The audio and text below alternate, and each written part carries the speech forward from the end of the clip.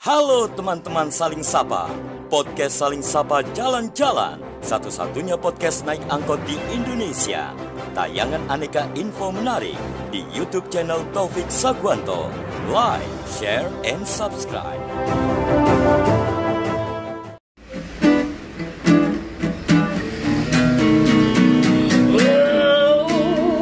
Jangan sedih, jangan muram, berikanlah sebuah senyuman. Ikutlah denganku kawan, podcast Saling Sapa Jalan-Jalan.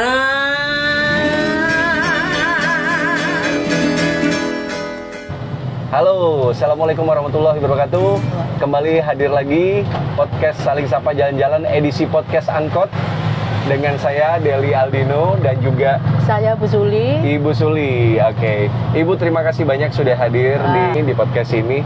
Ibu boleh bisa langsung diceritakan Ibu bahwa ada beberapa, ini sepertinya handmade ya. Ya. Ada tas. Ini lebih ke gimana? Bisa dibilang sling bag, tas atau bagaimana nih Bu Suli? Itu sling bag juga tapi untuk female dan juga untuk male ya. Cowok dan cewek sih. Bisa untuk laki-laki ataupun perempuan ya. Laki-laki atau perempuan. Yang menarik sebenarnya ini kalau kita berbicara secara bentuk sudah pasti ini tas ya, apapun itu. Tapi yang menjadi menarik di sini adalah ini berbahan apa Bu? Karena di sini ditulis ada Plastika Art. Iya. Ini lebih ke brandnya Ibu Suli atau gimana? Ini brand saya. Oh, brandnya Ibu ya. Oke, bisa diceritain sedikit Bu, Plastika Art ini gimana?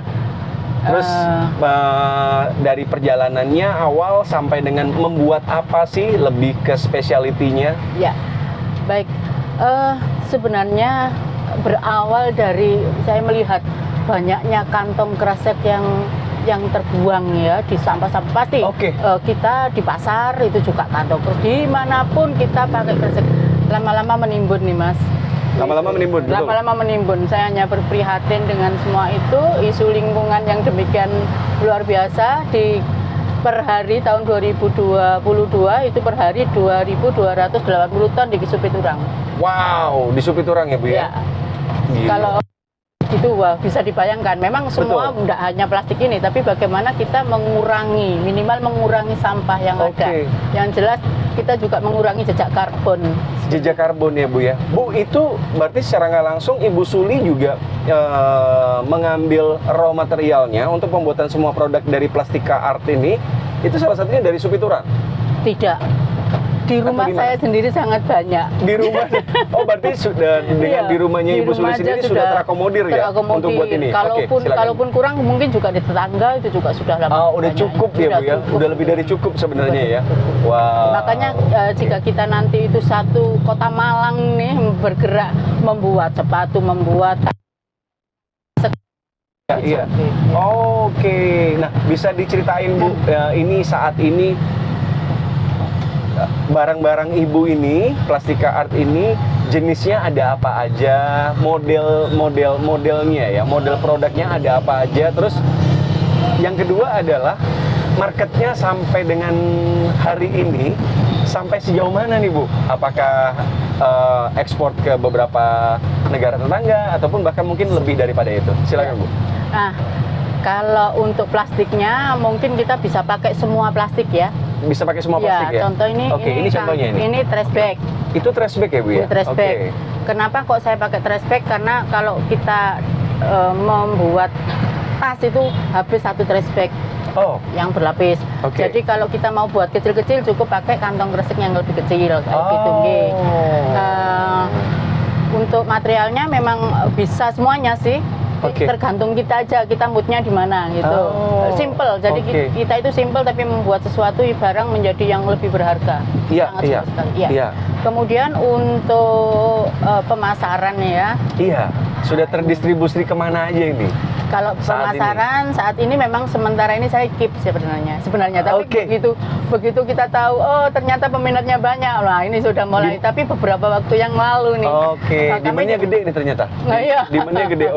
Oke, karena ini upcycle ya. Upcycle, ya. Itu sampai kemana aja itu sampai Bu? Ke UK. Ke UK sudah. Bali, Papua itu yang terbanyak nih, kita permintaan. Itu Papua, Kalimantan, ada Sumatera, ya. Malah justru di Malang saya keep nih Mas.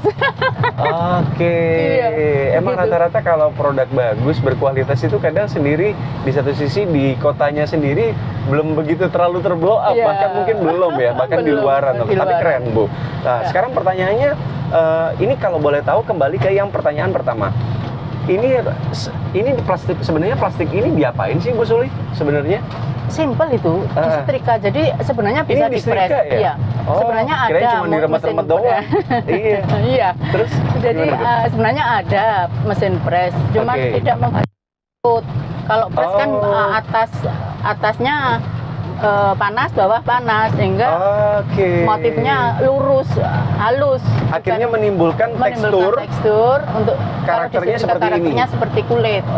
Kulit buaya gitu kan. Wah, kulit buaya tuh. Iya, kulit buaya. Kulit ular, kulit macam-macam. Bisa ya? Bisa. Dibikin seperti itu bisa ya, Bu ya? Bahkan dibikin bulat-bulat pun bisa. Maksudnya, jadi tergantung mood kita mau gimana gitu kan. Berarti tergantung dimensinya juga, tergantung kita mau bikin produknya, skala dimensinya seperti apa, baru nanti bisa ditentuin ya Bu ya? Bu, range-nya bisa diceritain lebih panjang lagi, mungkin dari harga berapa sampai berapa ya startingnya? Startingnya kalau yang model seperti ini sampai 250. Itu satunya 250.000. Itu starting yang atas ya. Tapi kalau sampai dapat kecil 50.000 sampai 70. Yang seperti ini kurang lebih 150. 150.000. Yang kuning itu yang lebih kuning ke? 50. Ini lebih ke apa yang kalau yang kuning? Ini sebenarnya dompet sih untuk buat belanja. Ini HP juga masuk. Jadi kayaknya sih untuk keren-kerenan aja sih. Iya. Tapi nanti waktu pas lebaran bisa nanti langsung dipotong ya Bu ya? Iya. Saya pikir ketupat Bu. Diisi ketupat nanti. Lucu soalnya, beneran. Ini lucu sih. Ini lucu sebenarnya. Tapi dan ini juga berarti otomatis bisa customize juga ya? Iya. Bisa customize juga. Berarti nanti kita bisa request juga ya? Bisa dong. Untuk warna semuanya. Untuk dimensinya, modelnya, semuanya. Teksturnya, semuanya. Apakah nanti ada semacam additional cost lagi atau tidak? Berdasarkan seperti itu? Tidak sih. Karena memang ini sebenarnya murah meriah tapi menghasilkan yang mahal gitu kan. Kita cari ininya, kemudian hanya menyetrika. Setiap wanita pasti bisa menyetrika. Betul. Cowok juga bisa Bu. Lah, iya kan. Laki juga bisa menyetrika. Betul. Makanya tinggal gini menghasilkan gitu. Iya. Atau ada metode sendiri untuk jahit sendiri? Kalau jahit memang harus ada. Ada metode? Iya, ada metode. Berarti secara nggak langsung ini handmade kah? Handmade ya Bu ya? Ada metode. Kita cuma mungkin kembali lagi ke metode soal penjahitan produk ini. Itu gimana Bu? Ada treatment khusus sendiri kah? Karena mungkin raw materialnya rentan, mungkin lebih rentan daripada raw material yang lainnya, atau gimana? Kalau untuk masalah jahit, saya rasa tidak mengalami kesulitan. Ini hampir mirip dengan Oscar ketika dijahit. Ya. Hampir mirip dengan Oscar, sehingga tidak perlu perlakuan khusus. Tidak perlu perlakuan khusus. Jadi kurang lebih penggarapannya kurang lebih seperti kayak Oscar ya Bu ya? Iya. Inisiasi awal ini gimana sih Bu? Tahu-tahu seperti ini? Memang karena Ibu punya cukup aware terhadap lingkungan saat ini, atau memang berangkat dari yang bisa dibilang awal modal kreatifnya tapi memilih bahan materialnya seperti ini? Ini apa sih yang men-trigger Ibu Suli? Jadi awal memang saya sebenarnya pelestari lingkungan, itu satu konservasi alam. Sering saya sama suami itu berkegiatan di lingkungan seperti itu, sehingga apa sih yang bisa kami buat agar apa yang ada di sekitar itu minimal mengurangi. Iya. Kemudian mengolah. Mengolah. Iya. menggunakan. Bagaimana itu bisa dipakai enggak jijik atau sesuatu itu seperti itu. Nah, kalau boleh tahu kan mungkin hanya beberapa masyarakat kecil ataupun beberapa lah dari sahabat podcast Angkot yang cukup mengerti soal masalah gimana untuk mensterilkan beberapa produk dari bungkus plastik yang memang ini awalnya kan sudah kotor otomatis. Itu kalau boleh tahu secara umum gambarannya, plastik yang tadinya sudah kotor berupa sampah mau dijadikan produk, otomatis kan ada proses pembersihan. Itu yang paling penting, agak cukup krusial. Mungkin boleh di-sharing dong di episode kali ini. Simple juga. Kita membersihkannya dengan pakai dicuci dulu. Dicuci bersih, jangan sampai ada minyak sedikit pun. Nah, setelah itu kita cuci bersih, dibilas berulang kali. Ada sabun otomatis ya, di situ ada sabun. Deterjennya terserah mau pakai yang mana. Kemudian kita cuci bersih, berbilas berulang kali 3-4 kali. Kemudian dijemur, setelah itu setrika. Kalau memang belum ada yang belum nempel nih, ketika disetrika berarti itu kurang bersih. Itu aja penandanya. Dan itu selalu di-repeat ya, diulang ya, sampai dengan bersih. Sampai dengan bersih. Apakah ada tambahan sedikit dengan menggunakan alkohol air sabunnya atau gimana? Enggak juga ya, nggak perlu ya. Sebenarnya untuk sabun itu ada soda apinya juga sudah semuanya ya, udah gabungan ya Bu ya. Ibu, saat ini kan kita melihat demand-nya Ibu ada beberapa dari semua kota ataupun tempat yang sudah disebutin Ibu semua, itu kan pasti ada RO ya, repeat order ya, beberapa dari klien-klien Ibu ataupun customer Ibu. Nah sekarang pertanyaannya adalah, hal yang begini kan sangat berguna, karena selain juga untuk mengurangi lah paling tidak campaign-nya, bahasanya seperti itu. Kan otomatis Ibu cukup dibutuhkan di beberapa corporate atau mungkin di community atau mungkin di jajaran pemerintahan juga. Nah saat ini aktivitas Ibu Suli itu ngapain aja Bu akhir-akhir ini? Kalau akhir-akhir ini yang terbaru nih, saya narasumber di Surabaya dan Malang untuk khusus yang ini. Khusus yang produk ini.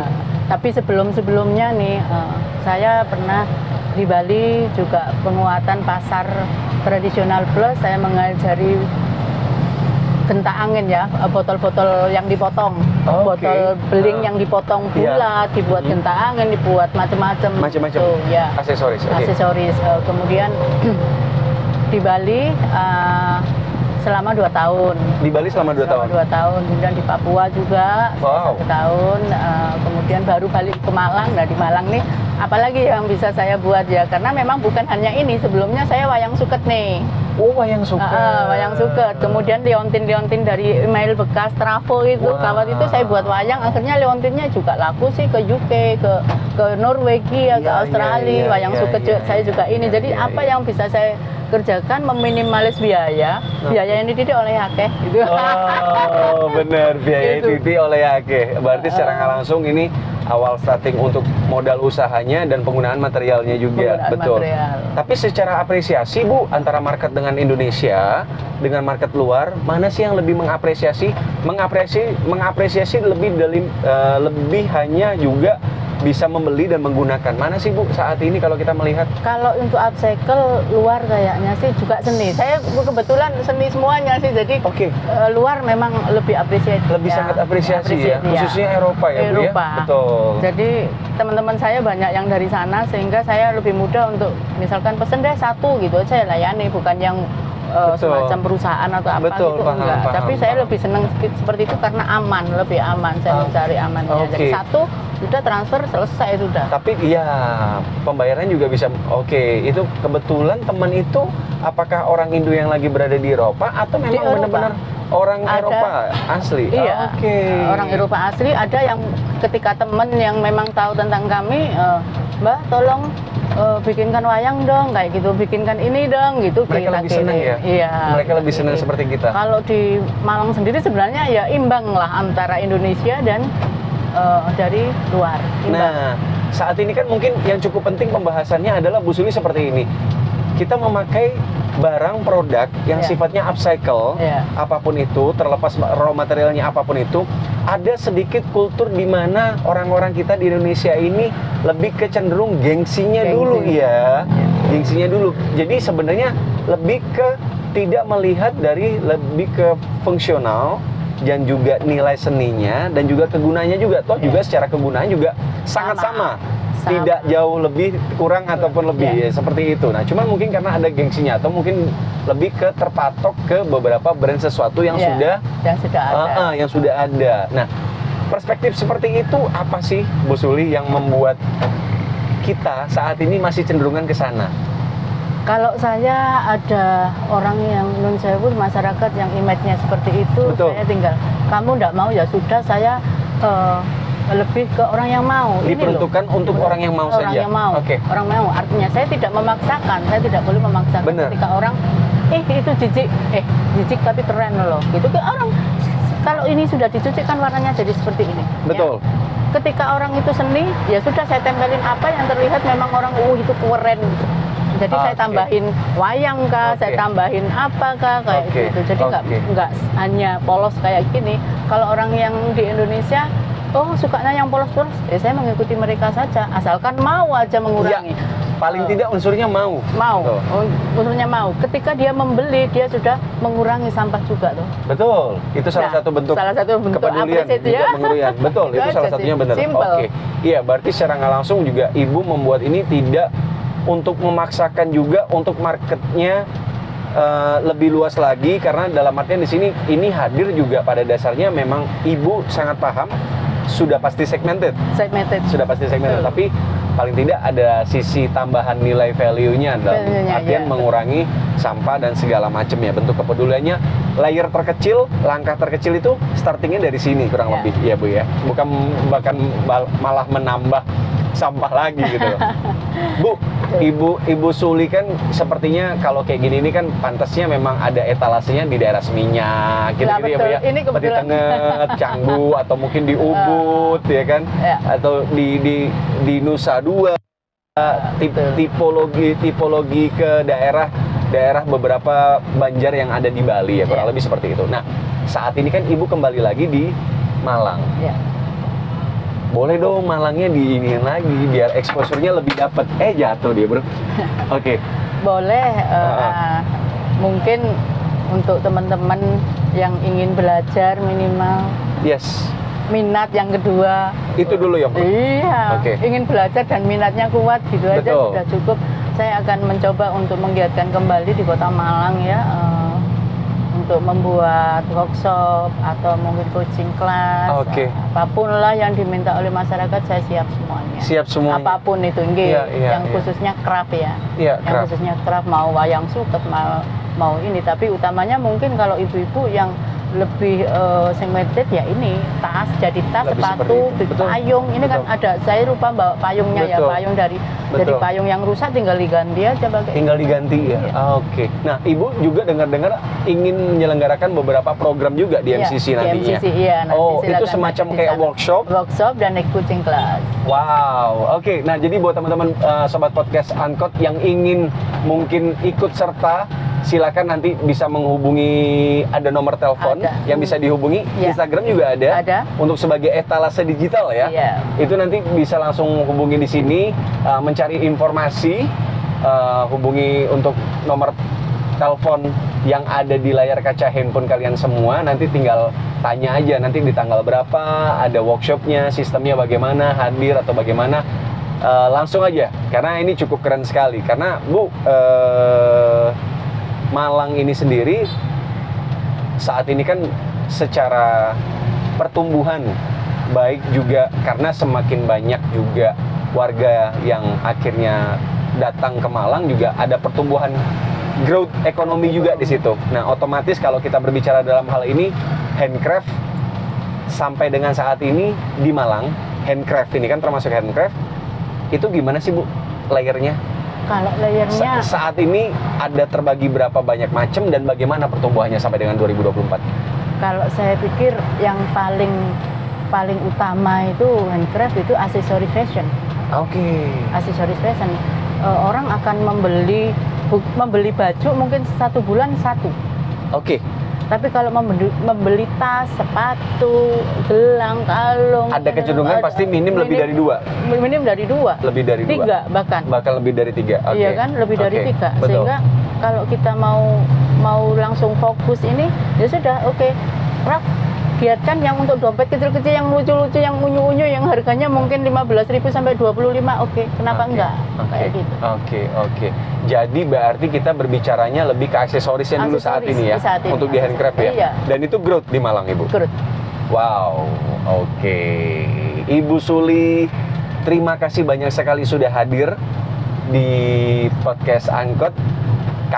Kita juga khususnya dan juga khusus untuk warga Malang, juga khususnya teman-teman sobat dan juga sobat podcast Angkot juga merasa juga menjadi info tambahan yang cukup penting, karena di sini ada produk juga yang memang mengakomodir campaign tentang lingkungan secara tidak langsung dan punya nilai quality yang bagus juga. Dan sekali lagi buat teman-teman ataupun sobat podcast Angkot yang lagi ada dimanapun kalian berada, ada nomor telepon yang bisa kalian hubungi di layar kaca handphone kalian jika nanti untuk bisa ikut serta di workshopnya Ibu Suli, yaitu di Plastika Art ya. Nanti bakal ada workshopnya seperti itu. Oke, untuk itu sekian dulu. Terima kasih banyak episode kali ini di podcast Saling Sapa Jalan-Jalan edisi podcast Angkot. Sampai bertemu kembali lagi di episode berikutnya. Assalamualaikum warahmatullahi wabarakatuh. Ciao.